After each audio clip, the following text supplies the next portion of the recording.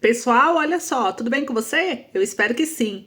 É a pior notícia que acaba de sair para o governo esquerdista. Eu vou trazer aqui a base petista, que recebeu duas notícias muito ruins. A primeira sobre a descoberta de um câncer que muda aí todo o que pode mudar toda a situação política, né, da área esquerdista. Vamos falar além dessa descoberta dessa doença, desse câncer. Vamos falar também a respeito de uma outra pior notícia ainda também que o governo Lula acaba de receber. Eu vou trazer aqui para vocês, mas antes eu queria saber, deixa aí nos comentários, você é a favor ou contra um impeachment de Lula? Comentem aí para mim. Enquanto você comenta, eu vou também fazer uma outra pergunta. O que você acha da gestão do Donald Trump? Comenta aí. Eu vou trazer umas informações para vocês. Antes, eu queria só convidar você a se inscrever no canal, ativar o sininho de notificação, compartilhar. Eu vou atualizar vocês aqui agora das principais notícias do mundo político para você não ficar de fora de nada, tudo bem? Bom, gente, começa aqui com a primeira informação, que assim, vamos falar do Donald Trump. Por isso que eu perguntei se você é a favor ou contra a política que ele vem fazendo já no início desse ano, né? Um opositor, um deputado opositor lá dos Estados Unidos, ele fez um discurso de 25 horas. É isso mesmo, em forma de protesto. Saiu aqui em todos os jornais. Tá aqui no G1. O próprio G1 trouxe que, sem poder se sentar ou ir ao banheiro, senador opositor democrata bate recorde de cursa por 25 horas para protestar contra o Trump. E aí traz uma reflexão aqui pra gente, levanta algumas questões significativas sobre a eficácia e a representatividade das estratégias empregadas pela oposição, porque ele repetiu uma maratona oratória sem precedentes, né, ultrapassando o recorde anterior, que foi de 24 horas e 18 minutos, segundo a matéria aqui do G1, que foi previsto por Strom Thurmond em 1957. E o Booker, que é o senador agora que bateu esse recorde, ele parece demonstrar aí um desespero latente, uma possível talvez desconexão com as reais preocupações da população americana. E por que eu tô falando isso? Porque essa abordagem, gente, levanta uma suspeita que até serve aqui de exemplo para o Brasil, da oposição, que ao invés de se envolver em debates inteligentes, produtivos, de serem estratégicos, construtivos, muitas vezes optam por estratégia errada. Exemplo, esse gesto teatral que pouco avança na política pública. Ou seja, a escolha de um protesto solitário, como é o caso desse senador aqui. Eu não sei se você vai concordar comigo, cada um tem uma opinião, mas eu tô refletindo aqui alguns pensamentos sobre isso, né? Ele fez um protesto solitário, só ele aderiu a esse movimento, prolongado, né? E isso pode indicar o quê? Uma falta de apoio popular e político, mais amplo talvez, indica que tais ações são mais evidentes para a autopromoção do que para a efetivação da representação dos interesses dos cidadãos.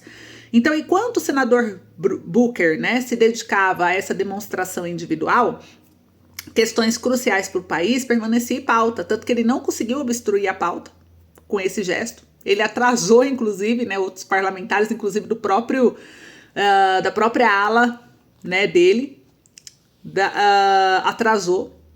Então, assim, para que serviu, né? Então a política, gente, ela deve ser conduzida por meio de diálogos abertos, participação coletiva, não por meio de atos que, embora chame a atenção da mídia, pouco acrescenta ao bem-estar da nação. Vocês concordam com isso ou não? Comenta aí, né? Por isso que a gente é fundamental que os representantes eleitos foquem em iniciativas que realmente reflitam as necessidades e representem, né, os desejos do povo americano, ao invés de recorrer a táticas que possam ser percebidas como desvio de responsabilidade legislativa, governamental, teatral, como foi esse caso, né? Uma outra situação agora aqui também que aconteceu dentro do mundo político é a respeito da justiça. Justiça cega ou conivente? A política que mima criminosos em nome dos direitos humanos. É um sentimento que a nossa justiça muitas vezes, a depender do que ela julga e como ela julga, nos faz ter. É cada vez mais evidente que a política brasileira caminha por passos largos, né, para o abismo da impunidade, né? Eu vou falar para vocês o porquê, porque estamos falando de segurança pública, né? Quando se fala em segurança pública, o que a gente espera? Firmeza, responsabilidade e, sobretudo, respeito às vítimas e à sociedade. No entanto, o que a gente vê?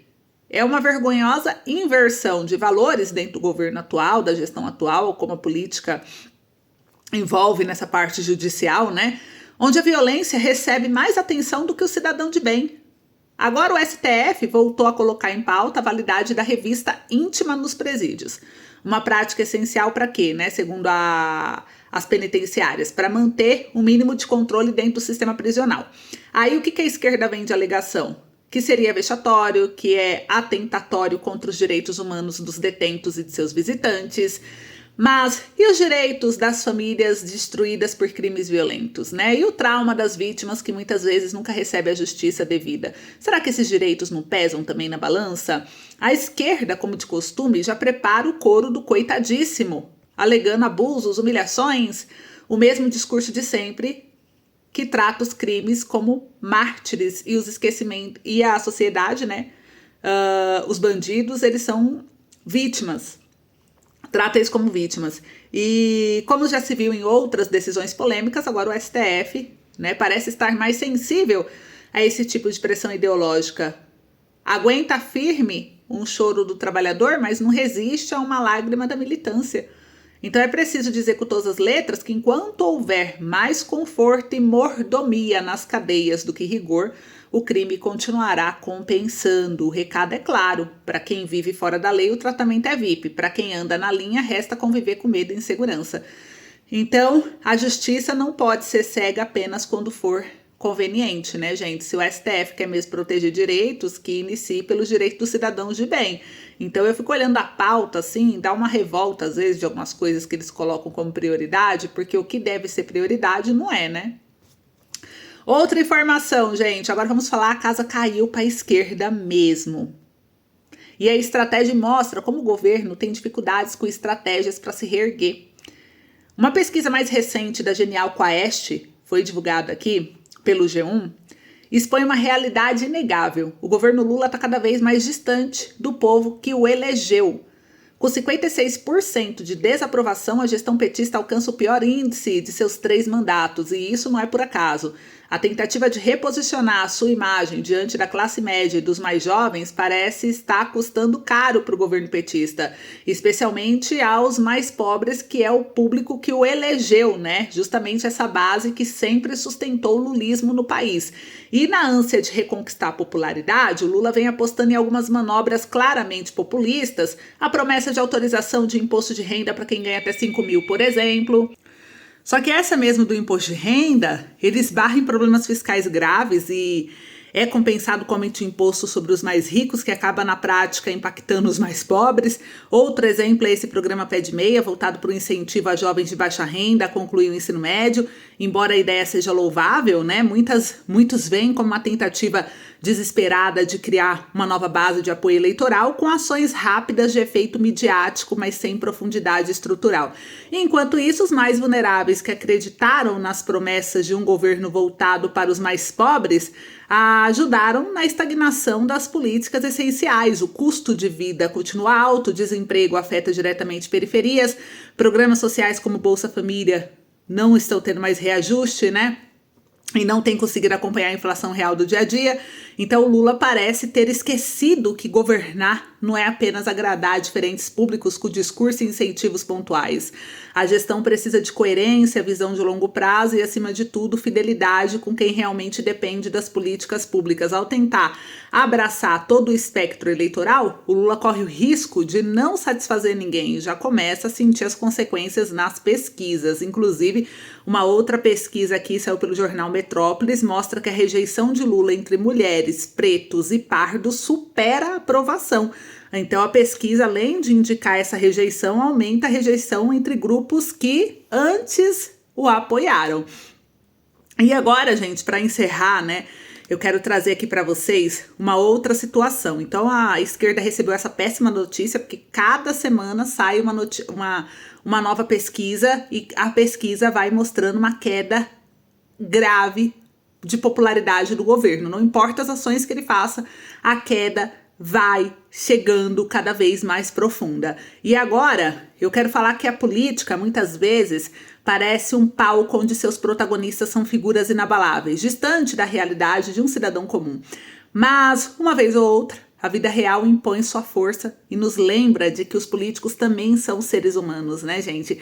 Sujeito às mesmas doenças, dores, limitações que qualquer outra pessoa.